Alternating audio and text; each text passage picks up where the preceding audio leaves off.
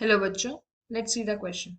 A question says that for a reversible reaction C to D, heat of reaction at constant volume is minus 33 kilojoule per mole.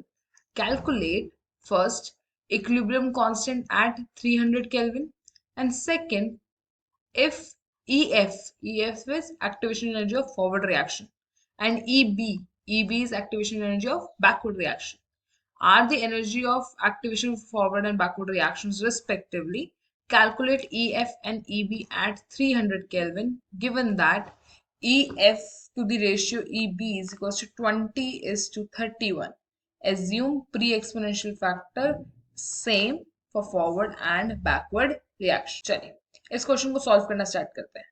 उससे पहले हम इस question का की concept समझ लेते हैं. इस क्वेश्चन में जो की कॉन्सेप्ट लग रहा है that is of Arrhenius equation. Arrhenius equation से ही हम इस क्वेश्चन को सॉल्व करने वाले हैं. फर्स्ट पार्ट से पहले इस क्वेश्चन का सेकंड पार्ट सॉल्व कर लेते हैं क्योंकि उसी का काम हमें फर्स्ट पार्ट में पड़ेगा. सेकंड पार्ट में हमको बोला गया है that E forward activation energy of forward reaction to the ratio activation energy of backward reaction इनका रेशियो है 20:31. यहां से मैं मान लूं दैट जो मेरी EF है दैट इज 20x एंड जो मेरा E बैकवर्ड रिएक्शन के लिए है दैट इज 31x. हम ये जानते हैं that E activation energy of forward reaction minus activation energy of backward reaction हमारी क्या होती है delta E activation energy actual activation energy. यहाँ पे जो डेल्टा E है वो इक्वल है डेल्टा H की. Delta H is my heat of reaction at constant volume. यानी जो एक्टिवेशन एनर्जी वो कितनी हो गई -33 किलो जूल पर मोल. और हम जानते हैं that EF minus EB is equals to delta H लिखो या डेल्टा E लिखो एक ही बात है. बस अब हमें कुछ नहीं करना. इस इक्वेशन में अपनी जो वैल्यूज है वो डालनी है. EF is equals to 20x minus 31x is equals to -33. यहाँ से आता है -11x इज इक्वल्स टू -33. यहाँ से मेरे x की वैल्यू कितनी आती है x की वैल्यू आती है 3. तो मेरा जो E फॉरवर्ड रिएक्शन है EF था 20x जो कि बन चुका है 20 into 3 is equals to 60 kilo joule पर. सिमिलरली जो मेरा E ऑफ बैकवर्ड रिएक्शन है वो था 31x वो बन चुका है 31 into 3 is equals to 93 kilo joule पर.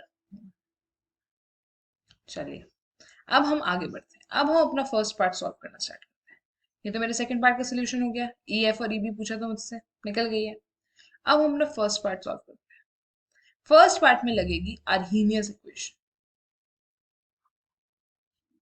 एक बार हम आर्हीनियस इक्वेशन फॉरवर्ड रिएक्शन के लिए लगाएंगे और एक बार बैकवर्ड के लिए. अगर मैं फॉरवर्ड रिएक्शन की बात करूं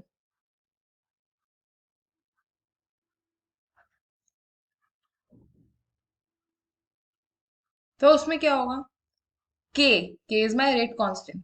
K फॉरवर्ड रिएक्शन का will be equal to A e raised to the power minus activation energy of forward reaction divided by R and T.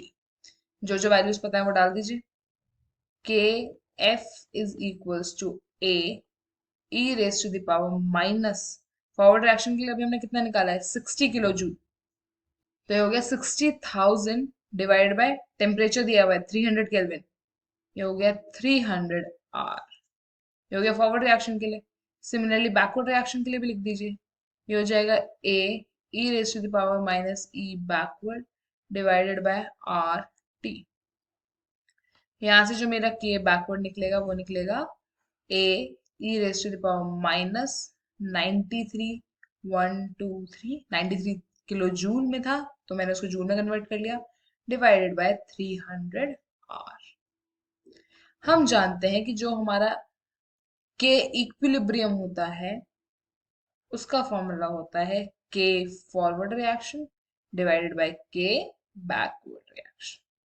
चलिए अब इस वाली इक्वेशन में अपनी जो जितनी वैल्यूज है वो डालते हैं।